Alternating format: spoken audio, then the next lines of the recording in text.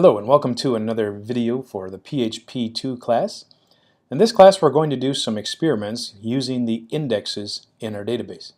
So we want to know what performance benefits there are from indexes.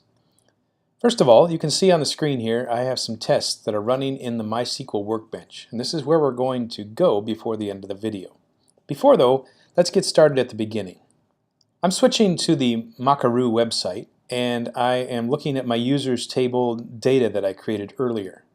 What I'd like to do now is to add one more field called age, and let's add a number, and let's make the age a random number between 1 and 100. And let's click preview. Let's see what that does. So you can see I have an age column now for all of our users. And we're going to use this age column as an experiment to index and to see how fast the database system can find users.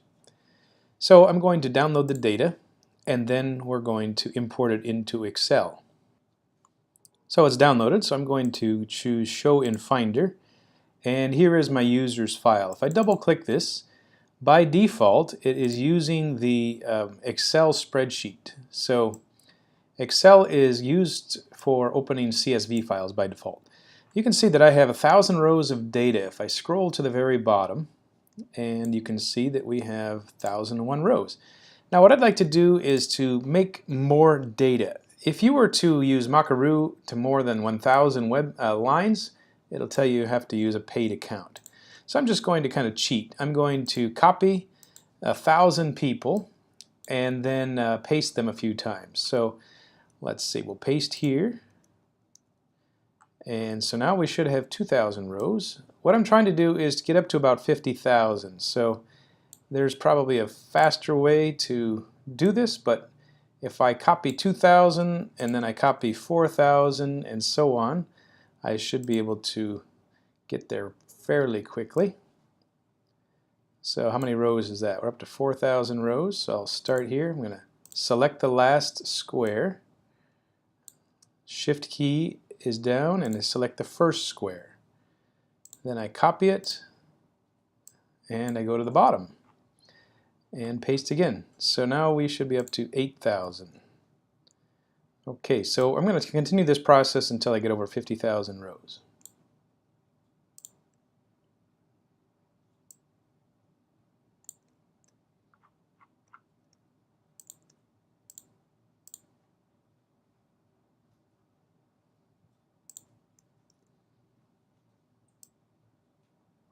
Alright, it looks like I've done 48,000 rows, so the first column, you notice I left out.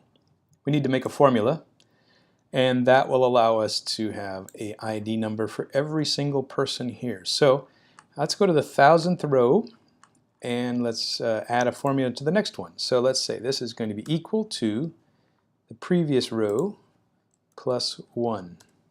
So that's 1,001. So that's going to be a sequence. Now I'm going to leave this square selected, scroll to the bottom of my spreadsheet, shift and click. You can see that that's all selected. And then I want to fill down, and so every row now has a unique number, so up to 48,000. Okay, the other item that I should probably delete is the first row, which is all the titles. Let's select that and delete it. And I think we're ready to save. So I'm going to push the save button. It says your workbook has features that will be lost. So the formulas that I put in column 1 will be converted into regular old text. So that's good. Alright, so now I want to switch back into my database, my management tool, and let's go into the users table, and I want to go to operations and truncate the table. So further down the page is truncate. I'm going to disable the foreign key checks and click OK. Alright, so we should have an empty table now. If I browse, I have no data. Let's see if we can import our table now. So let's go to import, choose the file. The download CSV is what I just saved. Click open. And then at the bottom of the page is go. Okay, this might take a minute or two. Alright, that took at least 30 seconds or 60 seconds. You can see I have a green check mark that says 48,000 queries have been executed. So if I browse my data, I should see a whole bunch of people in here. So there's the people. Let's go to the very end. And it says here, you're looking at 48,270. Let's back up a little bit. Let's go to page 1590, whatever something. Okay, so there, we're starting to see some data. Person number 47,000. And so there's a lot of duplicate names in here, but they all have a unique ID number. Okay, now I want to put an index on the age. So let's go to the Structure tab. And you can see that I have already put one in here. I'm going to delete this one and recreate it. So at the bottom of the page, there is a list of indexes. And I have age indexed, so I'll just drop this one. Click OK. There, so this is what yours probably looks like. It's a normal indexed just by the ID number. So it's got a little key symbol, which is a primary key, which also acts as an index. So let's select age here, got the check mark here, and then over on the right side is an index item. So we check there, and it creates an index, so it didn't take too long. Now we should be able to sort or select items more efficiently from the age column. So I'm going to switch into my mySQL Workbench tool. Earlier we worked with the ER diagrams here, and I'm just going to switch back to local instance and select the database from my list here. So instead of ICA8, I'm looking for photo store, and I want to find users table. So once I have the database selected, I should be able to write some queries. So for instance, if I said select star from users table, let's say where the age is greater than 95, and let's make that go. So it says here 1,000 rows have been returned. Wow, there's 1,000 people. Let's go to 98. It says it's still selecting 1,000 rows because it's doing a limit, automatic limit there. How about 99? Let's see what that does. Okay, now we're getting something less than 1,000. So it's 624 rows. So these are all the 99-year-olds. Well, these are the 100-year-old people in my list. So now I want to check to see if this actually is using the index that I created. Let's go to the Query menu and choose Explain Current Statement. And you can see that I have a little diagram in the middle that says we took the users table and selected age, and the yellow index means we used the indexed item here. So it says cost hint, it's medium apparently. So it saves some time in our query. If you look at the bottom, it says it took 0.013 seconds, so not very much time. However, if we were to lower this from 99, let's try lowering it to about 50, and then go. And then let's check the same statement.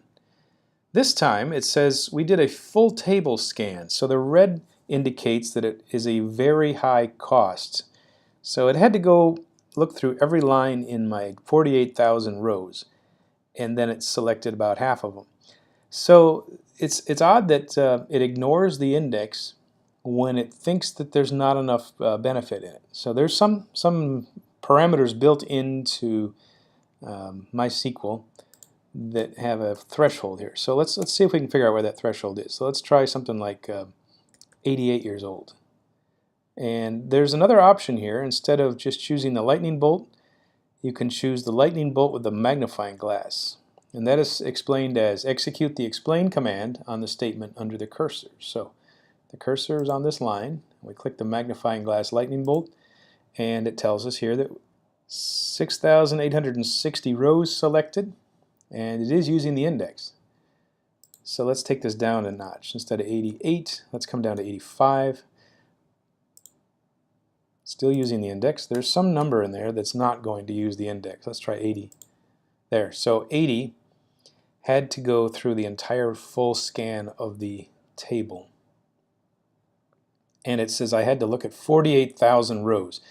So the cost between 80 and 85 is that this only had to use 8,000 rows for comparisons, and if the index is ignored, if we go to 80, then it has to go to 48,000 rows.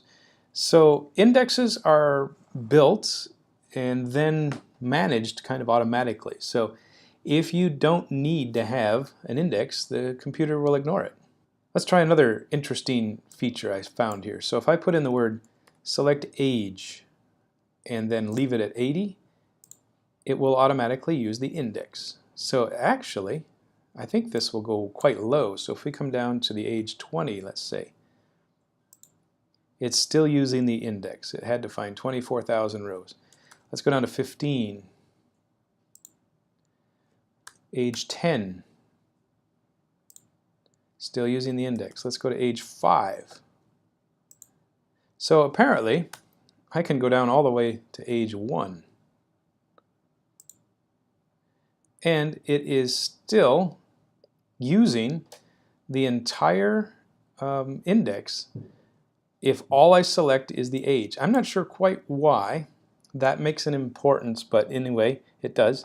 If I were to switch this back to age and then a first name, and then if I try to do a select, it's not going to use the index. So there's something I don't quite understand, but it does work on the index if you go up to 85 years old, and regardless of what numbers or what columns you've selected here in your first area.